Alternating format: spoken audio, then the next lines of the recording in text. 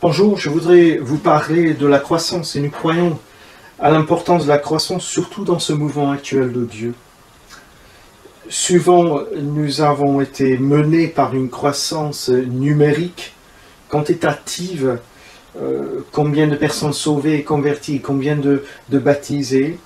En tant que missionnaire en France depuis plus de 15 ans, et au service de Dieu depuis 25 ans, nous avons souvent souffert de cette pression car nous n'avions pas la quantité en termes de personnes venant à la foi en Jésus, même les personnes se faisant baptiser. Lorsque quelqu'un venait à la foi, pour nous c'était une vraie victoire, ainsi pour quelqu'un qui se faisait baptiser. C'était un combat pour une vie, non pas un combat pour des dizaines, des centaines. Nous avons lutté avec cette idée que tout doit être quantifié afin d'être évalué. Entendre quelqu'un dire que la valeur du serviteur sera perçue par la quantité, son succès, sa réussite, combien de conversions, combien de baptisés, c'est quelque chose que nous avons entendu. Nous sommes revenus à Jésus et dans la Bible, nous avons trouvé un autre fondement que Jésus offrait à une qualité de vie. Lorsque nous lisons dans la Bible, dans Éphésiens 4, Paul va parler d'être dépourvu de vieil homme et d'être revêtu de l'homme nouveau. Et en fait, dans le texte, quand on l'étudie de près, Paul est en train de parler d'une qualité de vie. Et en fait, nous croyons à cette croissance qualitative, ce qui permet de comprendre la relation avec Jésus-Christ et avec le royaume de Dieu en termes de qualité et non pas en termes de quantité. Le royaume, par définition, est quelque chose de viral, inquantifiable, hors contrôle, presque génétique dans sa transmission et dans son expression, et surtout par sa façon de se propager.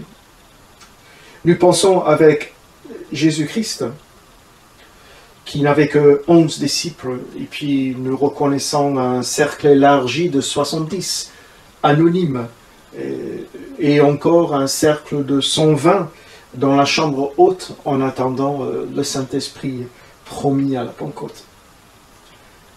Jésus n'a pas tellement réussi en termes de quantité, en nombre, mais sa réussite résidait dans la qualité investie. L'Écriture et les Évangiles nous le démontrent. Jésus, certes, a passé du temps avec les foules,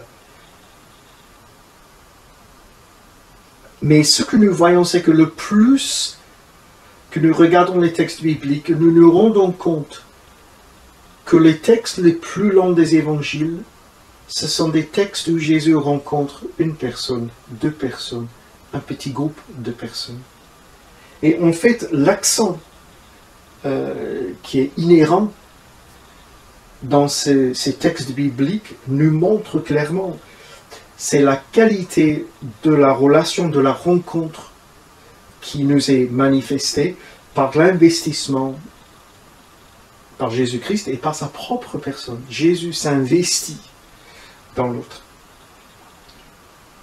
Bon, je crois que si nous voulons voir une qualité de vie et une qualité de personne, cela nécessite un investissement en termes de temps et d'apport, d'après le modèle de Jésus-Christ lui-même. Je tiens à que la quantité n'apporte pas la qualité, mais je suis d'accord que la qualité peut apporter la quantité. Une autre dimension de la croissance, en fait, c'est que tout chrétien peut grandir. Les 5 ministères qui sont donnés dans Éphésiens 4, verset 11, sont donnés pour préparer, restaurer, former, enseigner, afin que les hommes et les femmes soient amenés à la maturité en Jésus-Christ. Certaines traductions de la Bible vont dire à être perfectionnés en Christ. Et la nature du ministère dans cette vision de la croissance n'est plus une question de maintenir ou d'entretenir, mais en fait, elle vise la croissance du chrétien vers la maturité. C'est un des signes distinctifs des 5 ministères et de l'Église apostolique, et de ceux qui discernent ce fondement essentiel aujourd'hui d'une vraie croissance spirituelle. De la même manière que nous voyons la croissance dans le processus naturel de la vie, un petit bébé devient nourrisson, devient petit enfant, jeune enfant, adolescent, jeune adulte, adulte mûr, et puis avec les tranches d'âge qui avancent, l'ancienneté, etc. Il y a un processus spirituel, qualitatif, de croissance qui traverse les mêmes étapes sur un plan spirituel. Les bébés en Christ ne peuvent pas rester bébés, ils ont besoin de grandir, il faut grandir.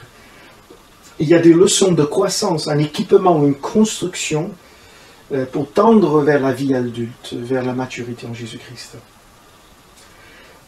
Il y a toute une série d'enseignements sur la croissance qui parlent des signes de la croissance. Et j'aimerais vous donner juste quelques exemples. Lorsque nous parlons de difficultés, quand quelqu'un rencontre la difficulté, spirituellement, Dieu est en train de changer les paramètres de leur vie. Parfois, nous sommes tellement dedans que nous ne pouvons pas lever la tête pour voir et pour lire nos circonstances autrement. Mais très souvent dans la Bible, cette notion de difficulté était que Dieu était à l'œuvre en vue de la croissance. Et notre interprétation des difficultés, des moments d'affliction, les moments de pression que nous pouvons vivre, nous pouvons les discerner en venant de Dieu avec un seul but en vue, c'est notre croissance, notre maturation. C'est intéressant, cette interprétation. Le deuxième exemple que j'aimerais vous donner, c'est la solitude. Souvent, même dans le soin pastoral, que nous avons exercé depuis de nombreuses années, souvent l'idée c'était de ne pas laisser la personne seule. Quelqu'un qui souffrait beaucoup, qui était en difficulté, avait besoin d'être entouré. Et nous avons dû apprendre que parfois la solitude dans la Bible, c'est un moment où Dieu veut se révéler à nouveau. Il veut élargir la compréhension. Il veut révéler un aspect de sa nature, de la nature de la personne qui a besoin d'être transformée. La solitude permet à l'homme de faire face à lui-même et aussi de faire face à Dieu et pour Dieu de se révéler. Et cela dans la seule optique de grandir, d'avancer dans ce processus de maturation en Jésus-Christ. Souvent, nous sommes coupables parce que nous mettons en place les choses pour cadrer nos vies afin que nous évitions de passer par ces expériences. Et en fait, nous sommes en train de contrer Dieu lui-même. Et en fait, d'arrêter ou d'empêcher la croissance qualitative que lui, il veut façonner, travailler, imprégner dans notre être. Je crois qu'il y a encore un autre problème, c'est que lorsque la structure remplace la relation authentique, nous courons le risque de frustrer le processus de croissance. Un phénomène qui paraît dans beaucoup d'églises, nous avons observé à maintes reprises. À un moment donné, les gens qui sont bons, fidèles, qui s'engagent dans l'église, et qui sont là, fidèles, à un moment donné, ils stagnent, ont l'impression que leur vie sèche, qu'ils n'arrivent plus à avancer.